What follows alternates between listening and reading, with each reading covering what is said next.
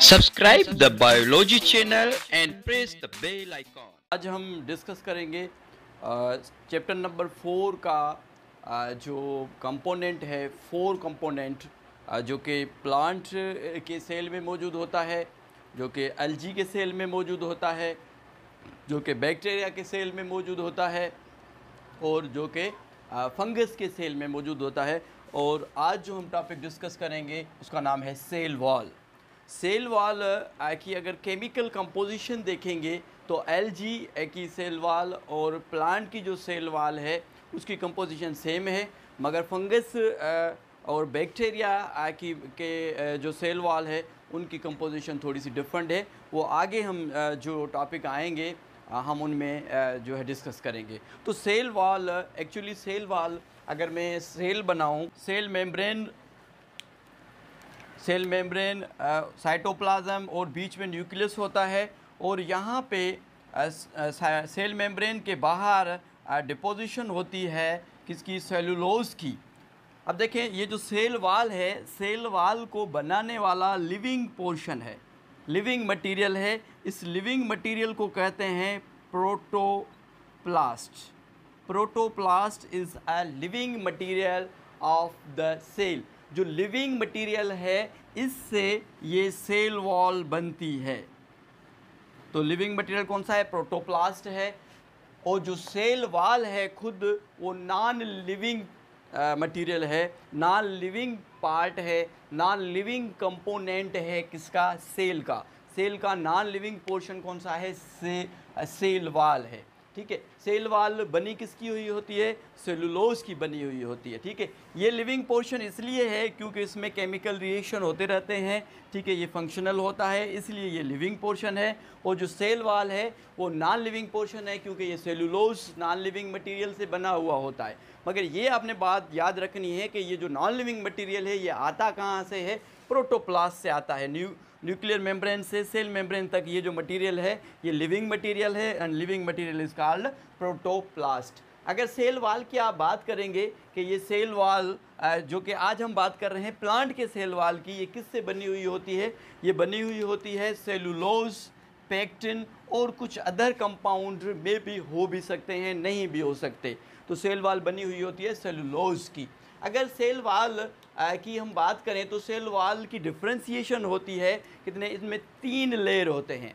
तो इनमें 3 लेयर बनते हैं। एक को कहते हैं middle lamella, primary wall and secondary wall. अगर मिडिल लेमिला को हम देखेंगे पहले, तो मिडिल लेमिला में क्या होता है कि चैप्टर नंबर 7 इंटर के सेल डिवीजन में आपने पढ़ा होगा कि सेल डिवीजन में क्या होता है, पहले कैरियोकाइनेसिस होता है, मीन्स के डिवीजन ऑफ न्यूक्लियस होती है। उसके बाद होता है cytokinesis. Cytokinesis division of cytoplasm है। अब देखें कि एक अगर प्लांट का सेल हम लें, प्लांट के सेल में पहले कैरियोकाइनेसिस होगी तो कितने, 2 न्यूक्लियस बन जाएंगे। ये यहाँ पे देखें ये 2 न्यूक्लियस बन गए हैं। उसके बाद ये जो डायकैरियोटिक सेल है इसमें क्या होगा कि साइटोकाइनेसिस होगी, मीन्स के जो साइटोप्लाज्म है वो डिवाइड होगा। साइटोप्लाज्म डिवाइड होने के लिए क्या होगा कि यहाँ पे एक प्लेट बनेगी, यहाँ पे एक प्लेट बनेगी, यहाँ पे वेजिकल्स आके लगेंगे। वेजिकल्स लगाएगा कौन, जो गोल्जी बॉडी होता है जिसको गोल्जी अपरेटस कहते हैं।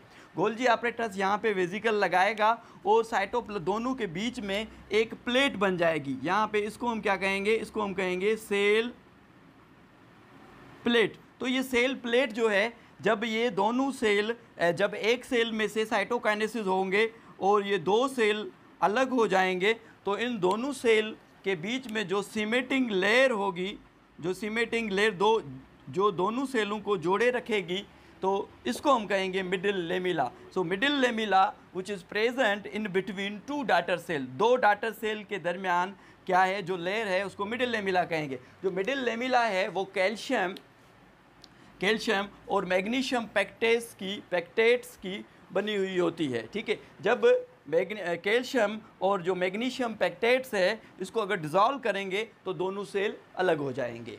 सही है। प्राइमरी वाल की अगर हम बात करेंगे तो प्राइमरी वाल सबसे पहले बनती है। ठीक है, प्राइमरी वाल सबसे पहले बनती है, ये थिन और इलास्टिक इन नेचर होती है।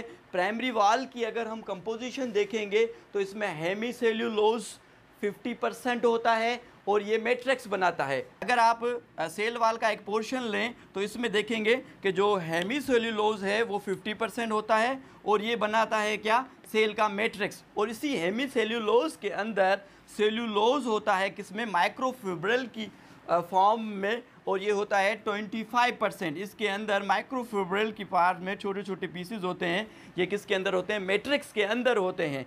मैट्रिक्स किसका, हेमीसेल्यूलोज का। हेमीसेल्यूलोज भी एक पॉलीसेकेराइड है मगर सेल्यूलोज से साइज में छोटा होता है। उसके बाद पेक्टिन होते हैं और कुछ मॉलिक्यूल होते हैं वो 25% होते हैं। अब बात करते हैं हम सेकेंडरी वाल की। यहाँ पे अगर आप देखेंगे कि ये जो दो सेल का जो साइड पोज लिया हुआ है, ये सेल नंबर 1 और ये है सेल नंबर 2। आप देखेंगे कि जो सेल नंबर 1 है इसको हम कहेंगे primary wall, this one is a primary wall. और प्राइमरी वॉल के अंदर, जो प्राइमरी वॉल है इसके अंदर inside the primary wall deposition होगी किसकी, सेल्यूलोज की, और ये बनाएगी सेकेंडरी वॉल।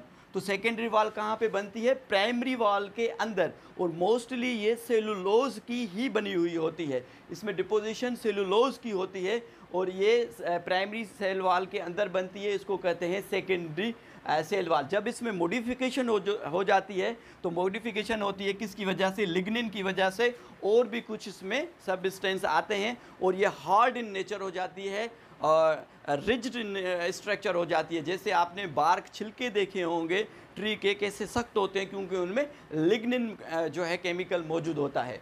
अच्छा, एक और बात कि ये देखें, ये सेल नंबर 1 है और ये सेल नंबर 2 है। मिडिल लेमिला इनके बीच में होती है, दोनों सेल्स को जोड़े रखती है, ठीक है, सिमिटिंग लेयर का काम करती है। तो जब ये डिज़ोल्व होगा तो दोनों सेल अलग हो जाएंगे। एक और बात कि जब डिपोजिशन हो रही होती है सेलुलोज की तो कुछ गेप्स रह जाते हैं, जैसे ये गेप्स हो गया, ये गेप हो गया सेल के अंदर। तो ये जो गेप्स रहते हैं ये गेप्स पोर बनाते हैं और इन गेप्स को कहते हैं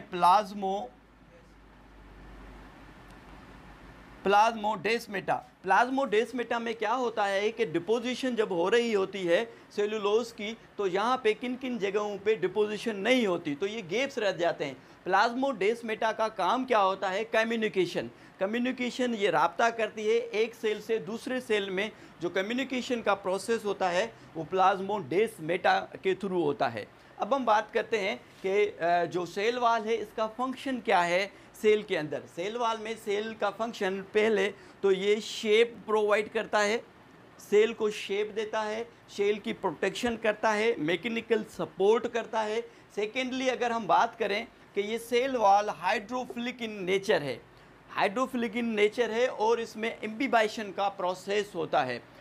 अगर मैं सेलुलोज की, प्योर सेलुलोज की अगर मैं मिसाल दूं तो जो कॉटन है, गॉस्पियम जिसको कहते हैं, कॉटन प्योर सेलुलोज है जिसके कपड़े बनते हैं, उसमें ट्विस्टिंग इन नेचर होती है, धागे बनते हैं, धागों से फिर कपड़े बनते हैं। अगर आप कपास, थोड़ी सी कपास लेके अगर पानी में आप डुबोएंगे तो वो एकदम में से पानी को एब्जॉर्ब कर लेगी। तो जब पानी के मॉलिक्यूल की अटैचमेंट हो हाइड्रोफिलिक सब्सटेंस के साथ तो इस प्रोसेस को हम कहेंगे imbibition. Imbibition is adsorption of water to hydrophilic material is called adsorption. तो ये था सेल वॉल के बारे में। अब हम पढ़ेंगे न्यूक्लियस।